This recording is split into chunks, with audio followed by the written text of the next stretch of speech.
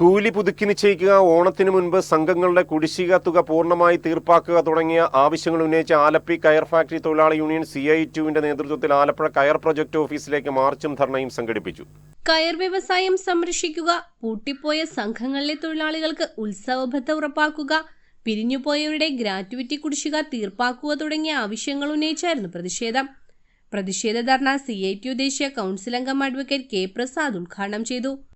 ഇങ്ങോട്ട് കാര്യമായിട്ട് റിട്ടേൺസ് ഒന്നും കിട്ടാതെ തന്നെ സർക്കാർ ഈ രംഗത്ത് ഇൻവെസ്റ്റ്മെന്റ് നടത്താൻ തയ്യാറാകേണ്ടതുണ്ട്. കാരണം കയർ ഫാക്ടറി മേഖലകൾ നമ്മുടെ നാട്ടിലെ ഏറ്റവും പ്രധാനപ്പെട്ട പരമ്പരാഗത വ്യവസായ മേഖലയാണ്.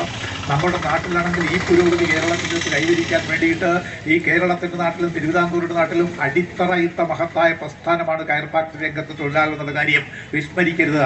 അത് വിസ്മരിക്കാത്തതുകൊണ്ടാണ് ഇവിടെ വരുന്ന പുരോഗമന ഗവൺമെന്റുകളെല്ലാം പ്രത്യേകമായ താല്പര്യത്തോടുകൂടി കയർ വ്യവസായത്തെ കാണുവാൻ തയ്യാറാകുന്നത്. അതിൻ്റെയൊക്കെ തന്നെ ഭാഗമായിട്ടാണ് ഒന്നാം പിണറായി ഗവൺമെന്റ് ഭരിച്ചുകൊണ്ടിരുന്ന സന്ദർഭത്തിൽ കോടിക്കണക്കിലൂടെ കയർ ഉൽപ്പന്നങ്ങൾ കയർ കോർപ്പറേഷന്റെ ഗോഡൌണുകളിലാകമാനം കെട്ടിക്കിടന്ന് അതെല്ലാം ഇങ്ങനെ നിറഞ്ഞ രൂപത്തിൽ കൊണ്ടുവന്ന് തെക്കിറക്കേണ്ട കാര്യമുണ്ടോ എന്നൊക്കെ പലരും അധിക്ഷേപിച്ച് വർത്താനം പറഞ്ഞപ്പോഴത്തേക്ക് അന്നത്തെ കയർ വകുപ്പ് മന്ത്രി പറഞ്ഞു, ഒരു കുഴപ്പമില്ല, അതെല്ലാം വിറ്റഴിക്കാൻ തയ്യാറാകുന്നതിന് വേണ്ടി പകുതി വിലയ്ക്ക് കൊടുക്കാൻ തയ്യാറായി. അവസാനം പകുതി വിലയ്ക്ക് കൊടുക്കാൻ തയ്യാറാവില്ല. വെള്ളപ്പൊക്കം ഉണ്ടായപ്പോൾ വെള്ളപ്പൊക്ക ദുരിതം ബാധിച്ച പ്രദേശത്ത് ഓരോ വീട്ടിലും ഓരോ തടുക്ക് എന്നില്ല തടുക്ക് ഉൽപ്പന്നങ്ങൾ വിൽപ്പന ചെയ്യാൻ തയ്യാറായി.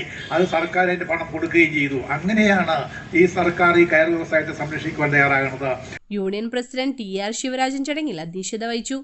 General secretary advocate KR Bhagirathan, VS മണി, P രഘുനാഥ്, VB അശോകൻ തുടങ്ങി പ്രമുഖ യൂണിയൻ നേതാക്കൾ സംസാരിച്ചു.